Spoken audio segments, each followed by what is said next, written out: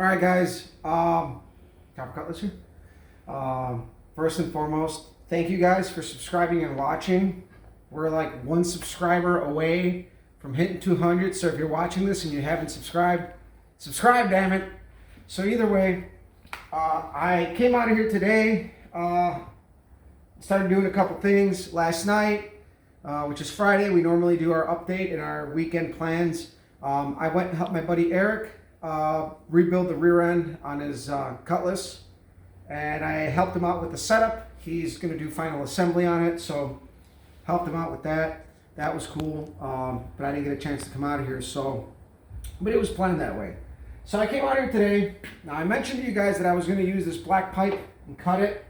So this is what I'm going to do. I'm going to show you guys.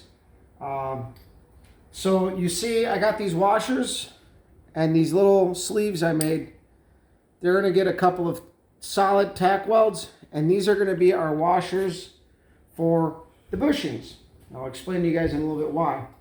But I mentioned in one of the other videos I made my plates for the openings at the center of the frame that got pinched. These are our machine bushings, which we're still going to use on top up here, even though we made new holes. We're going to maintain some consistency. And then these taller ones are going to get welded down here. So you might ask yourself, why are we doing all this? It's because what's going on is now that we're boxing the frame, we can't stuff a bushing into the center of the opening of the frame. And so what's going on is I'm making this contraption here so that all I have to do once the bushing is in place is drive a bolt from underneath, because the hole in the center of the frame is just big enough to shove a socket through. I can't shove the whole like cup deal underneath. On all the other holes I can. In the center one, you cannot, because it was intended to just reach in there and put the bushing in, right? So now I'm going to show you guys. Stay here, camera lady. I'll be back. There we go. I didn't have to go very far. So, all right, so you got your bushing. These are actually still in really good shape, like I mentioned. So, the whole theory here is that I'm getting in and out because my wife's fucking nodding. I'm like, what the fuck? So either way, You're being belligerent with your hand motions. So this is your typical washer assembly for the bushing, right? So the top one's soft, the bottom one's soft.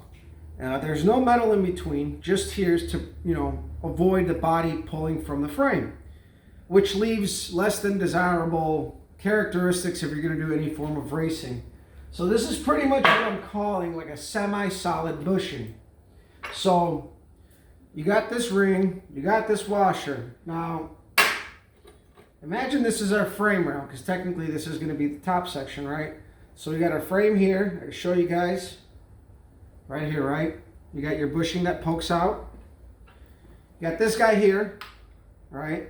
I mean, obviously it's going through, but I made it bigger, and I'll show you guys exactly what I'm going to do with this. So pretend this is all welded, damn it. So these machine bushings are almost the same size as the diameter of the bushing. They're going to fit in there real nice. And then you got our sleeve. Now, both of these two little assemblies are going to be welded up. This is going to be welded up to the frame, but I'm showing you guys to explain kind of what I got going on. So our pipe sections that are going to be welded with these washers are going to be like this. And it's going to provide like a semi-solid bushing, which if anyone who's installed the Energy suspension body bushing kits, which fucking suck, I don't care what they say, I put them in my Cutlass. I had to cobble them up to do it. I was not happy with it, just not what I wanted out of it. So either way, this is like what I got going on. So this is the frame. Obviously it's upside down. But so this is your bushing. Your body would be up here. You got the cup, and the bottom half that's going to put pressure, to tighten it down is going to be solid. The top half is still going to be rubber, but the rubber is fairly solid, but you're not going to have a super rough ride, I guess, even though you really wouldn't feel it, because that's the whole point of the suspension. So that's what I'm going to be doing with this whole setup. And I came out here and I cut 12 of these fucking things, and it sucked because I used, like your fucking cheap pipe cutter from Harbor Freight, and I bent it on the last one. It was just enough for the job. Thank God. I only spent $5 on it, right? So I got 10 of these washers. I got 2 machine bushings for our center plates to go over the frame. Those are going to get welded. And only on the center ones are these going to get welded. And you see these are taller. They're taller for a reason. So only on the center ones is this whole assembly going to be welded. Right? I don't know how well you guys can see it, but only on the center this whole assembly is going to be welded. On all the other bushings, it's just going to be these little guys tack welded up into place, and they're going to be our washers for the bushings. Oh, did you leave the dogs out there? I hear them sniffing. Should have let Finn in. But, sorry, I was talking to my wife. But either way, these are going to be welded up. On all the other ones, the center ones are going to be that. I'll show you guys. I started clearancing the frame. I'll make videos as I work and show you guys. I didn't want to just notch out a square because, I don't know, it's just me being me. So I used my die grinder and a carbide. And I'm, removing material right now. I can just tap it down and it'll go straight in. But the hole is big enough. And then, these are our side plate sections to patch this up here. And then our top plate is going to get welded to this. So we're going to sturdy this up. And obviously we're not boxing the outside. We're just going to weld this here, grind it, hammer it flat. We're going to put this over the side, weld our plate up top. Should be more than enough for what we need. And so yeah, that's what we got going on for projects. Now tomorrow is Sunday. My buddy's supposed to come by. He's going to finish up the frame. I obviously did all the other body points I'd show you guys in the other video. I'm going to let him tackle the frame. He wanted to add some gussets. I'm going to let him go ahead and do that. So he's going to also take care of this, but I'm going to prefab these top plates beforehand. Now another thing, we're going to put this back here. I got something that actually came in the mail. I didn't even open it, but I'll open it with you guys here. So I got these from a friend of mine. We became friends through the forums, and over the years we've helped each other out a lot. Back and forth, we both kind of have learned from each other. It's kind of a pretty mutual situation there. So we got these nice Comcams roller tipped rockers, which I think I may have sold to him a long time ago. I don't know who did what, but there's a lot of exchange of parts in this house. And I pretty much just owe him like a used laptop down the road for this. And, he's kind of like a repair man for computers on the side for himself, for whoever. And these are what we're going to put in our little 350. So thank you to him. He knows who he is. I tend to not mention names out of respect, people's privacy and whatnot, but these came in the mail and we're saving a couple of bucks there.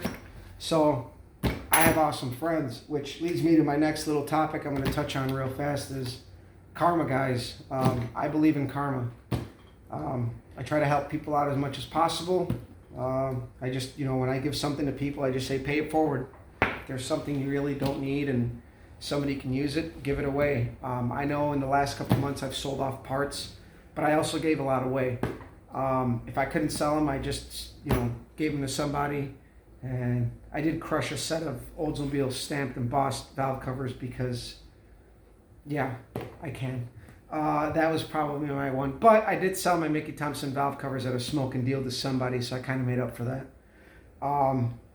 But either way, as you learn and you gain experience, share it with people. Don't hold it back. Help people out when you can. I know life doesn't always allow you to, but I always try to help people out.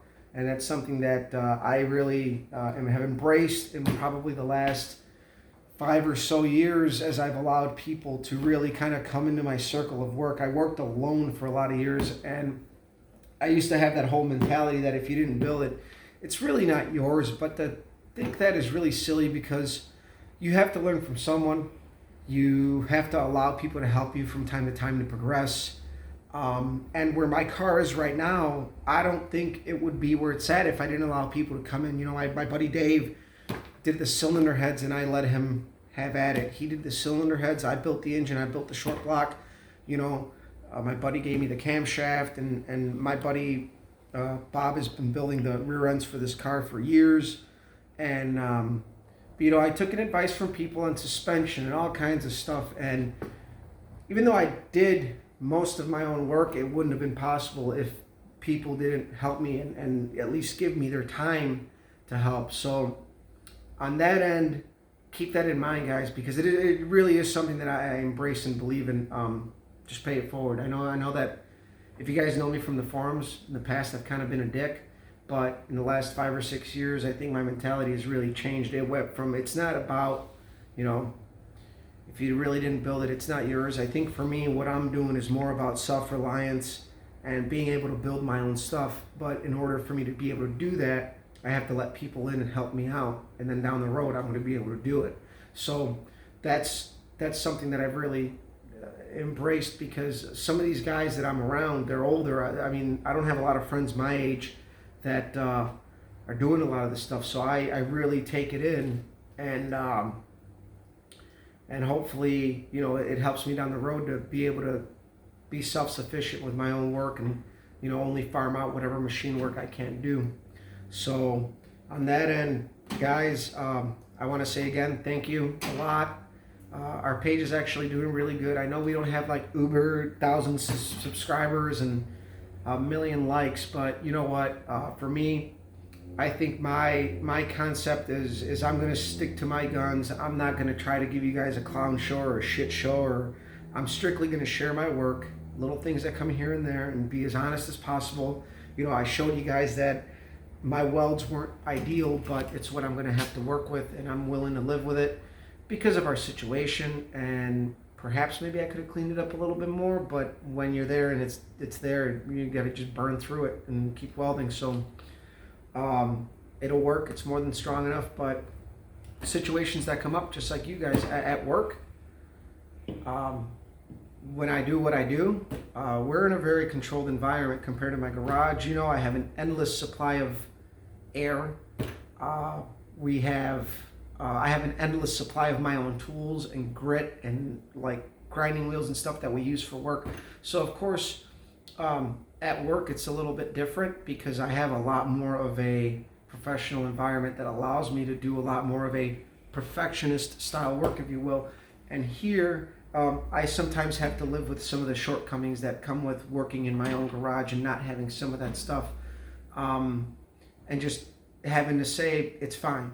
And I'm cool with that. I'm not building a show car. I'm building a practical car here that we can use for what we want. It's going to be safe. It's going to be solid. And ultimately, some of the things that are maybe not perfect, you won't really see. So that's kind of my concept. And I know that I made a video a long time about it, but there's a lot of new subscribers that don't know that. And that's kind of where I'm coming from. I kind of wear my heart on my sleeve when it comes to the hobby. So anyway, guys, thank you. Share, like, subscribe, tell a friend, cousin, whoever, if they're into cars. That's all we do. So I'm going to sign off. I'll make videos as I work. See you.